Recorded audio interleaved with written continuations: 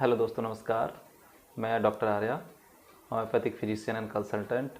और आज हम बात करने जा रहे हैं गले में होने वाली आम समस्या जो लोगों को हमेशा परेशान करती है। थोड़ा सा मौसम चेंज हुआ, थोड़ी सी समस्याएं, कुछ भी ठंडा खाया या कुछ भी हल्की सी सर्दी का एहसास हुआ तो गले में समस्याएं शुरू हो जाती हैं। और गले में किस तरह की समस्याएं? गले में खराश होना, गले में से निगलने में परेशानी होना, खाना निगलते समय, पानी पीते समय गले में दर्द होना और कॉन्स्ट्रिक्शन यानी जकड़न जैसी महसूस करना।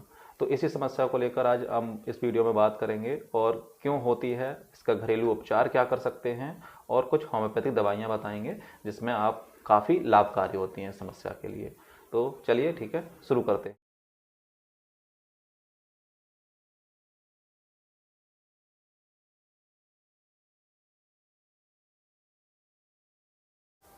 तो हम बात कर रहे हैं गले में होने वाली समस्या के बारे में।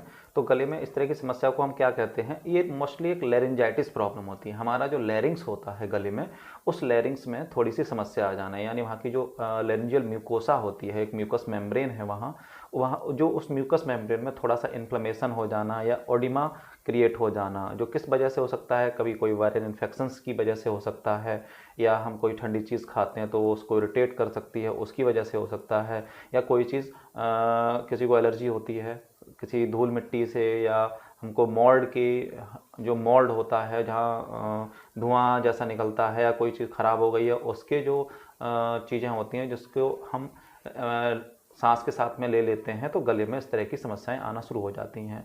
या फिर कोई भी ठंडी चीज़ हम इस्तेमाल कर लेते हैं, जैसे कोई ठंडा पदार्थ खा लिया, ठंडी पेय पदार्थ हमने पी लिए, तो उसकी वजह से गले में समस्याएं आना शुरू हो जाती हैं। तो किस तरह की समस्याएं ये होती हैं? जैसे हमको लगता है गले में कुछ अटका हुआ है, जिसकी वजह से हम बार बार थोड़ी थोड़ी खांसी लेते रहते हैं। और कभी कभी हमको महसूस होता है कि गले में किसी तरह का कुछ गटका हुआ यानी कफ बना हुआ रहता है। तो कफ को निकालने के लिए हमको खिचकी बनी रहती है टाइम टू टाइम। और इसी तरह की समस्याओं को साथ में इन्फ्लेमेशन ज़्यादा होने से गले में स्वेलिंग हो जाती है, जो आपको कुछ भी पानी हुआ या खाना हुआ उसको निगलने में दिक्कत प्रदान करती है। साथ में हमारी आवाज़ बैठ जाती है, ठीक से आवाज़ भी नहीं निकलती, जिसको हम हॉर्सनेस ऑफ वॉइस और एफोनिया के नाम से जानते हैं मेडिकल टर्म में। और कोई भी चीज़ को निगलने में और हर समय इरिटेटिंग कफ रहता है, इरिटेशन बनी रहती है। तो ये सब चीज़ें हमको एक लैरिंजाइटिस की कंडीशंस में मिलती हैं। होता कैसे है, जो मैंने बता दिया, बैक्टीरियल वायरल इन्फेक्शंस की वजह से, पोलन ग्रेन, डस्ट, मिट्टी, यहाँ पर किसी को एलर्जी कंडीशन है तो उसकी वजह से हो जाता है ये। तो अब इस समय मौसम बदल रहा है, मौसम चेंज हो रहा है, ठंडी हवाएं थोड़ी सी हो जाती हैं तो गले में खिचखिच शुरू हो जाती है। और आप देख रहे हैं इस समय एक बीमारी भी बहुत बुरी तरह से चल रही है, कोरोना, जिसका भी एक खास सिम्टम है कि गले में किसी तरह की खराश होना, गले में दर्द होना, सांस लेने में कठिनाई होना, गले में जकड़न महसूस होना। तो ये सब चीज़ एक ही चीज़ है, ये लैरिंजाइटिस की समस्या है जो कोरोना के वायरस की वजह से भी हो रही है हमारे शरीर में। तो ये सब चीज़ें हैं हमारे समस्याओं को। इस तरह की समस्या अगर किसी को है तो उस समस्या के लिए हमको सबसे पहले तो पहचानें एग्जैक्टली समस्या क्या है, प्रॉब्लम क्या हो रही है।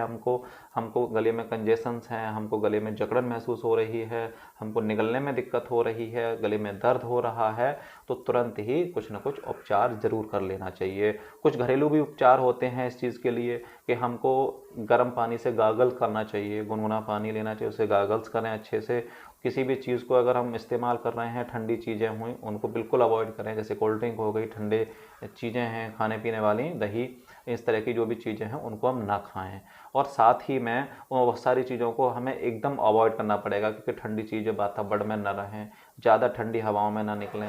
एसी में रहते हैं तो उसको प्लीज़ अवॉइड करें या नॉर्मल टेम्परेचर से ज़्यादा पर रखें। जैसे 25 रूम टेम्परेचर होता है 25 डिग्री सेल्सियस, तो उसको विशेष तौर पर उतना ही रखें, उससे ज़्यादा लो ना करें। और साथ में हम बता दें, जो लोग स्मोकिंग करते हैं, जैसे धुआं जाता है, हम स्मोकिंग करने वालों को सिगरेट हुआ, बीड़ी हुआ, इसका लेने से भी गले में समस्याएं बढ़ती हैं। एल्कोहल कंजप्शन से भी इस तरह की समस्या बढ़ती है, तो एल्कोहल भी ना लें, बिल्कुल भी अवॉइड करें। और टोबैको जो च्युइंग करते हैं, तंबाकू लेते हैं, वो भी पूरी तरह से इसको ना लें। ये चीज़ें अवॉइड करें। उसको दूर रखने के लिए क्या चीज़ कर सकते हैं आप? इस तरह की गले की समस्या को से बचने के लिए हमको क्या क्या कर लेना चाहिए? जो घरेलू उपचार में है, सबसे पहले आपको गागल्स करने चाहिए, गर्म पानी लेकर उसमें थोड़ा नमक डाल के हमको गले को गरारा करना चाहिए, जिसको नॉर्मली लोग करते भी हैं। इस तरह की समस्या आने पर ये घरेलू उपचार है, सभी लोग जानते हैं इस चीज़ को। साथ में हमको स्टीम इनहेलेशन करना चाहिए। स्टीम इनहेलेशन का मतलब है कि आपको भाप लेनी चाहिए, जैसे पानी गर्म किया, उबलता हुआ पानी, उसमें से जो भाप निकल रही है उसको हमको इनहेल करना चाहिए, जिससे हमको काफ़ी फ़ायदा होता है। क्योंकि गर्म एयर होती है तो जाके हमारे जहाँ भी इन्फ्लेमेशन हुआ है, जहाँ स्वेलिंग हो, सूजन आ चुकी है गले में, उसको वो कम करती है।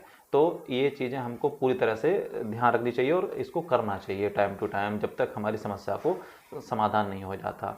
अब हम होम्योपैथिक उपचार में कुछ दवाइयाँ हैं जिनको हम बता रहे हैं, किन किन सिम्टम पर कौन कौन सी दवाइयाँ आपको लेनी होंगी। तो सबसे पहले अगर शुरुआती दौर का आपको प्रॉब्लम है तो एक बहुत अच्छी मेडिसिन है जो स्क्रीन पे आपको ऊपर दिख रही होगी, वो है एकोनाइट ने प्लस। एकोनाइट बहुत अच्छी है। ये मोस्टली एक्यूट रेमेडी है, जब शुरुआती अवस्था में किसी तरह की समस्या इस तरह की हो, और ये नॉर्थ वेस्ट विंड, जब भी पछुआ हवाएं चलती हैं उस समय ये समस्या अगर किसी को हो रही होती है तो उसके लिए बहुत अच्छी मेडिसिन है।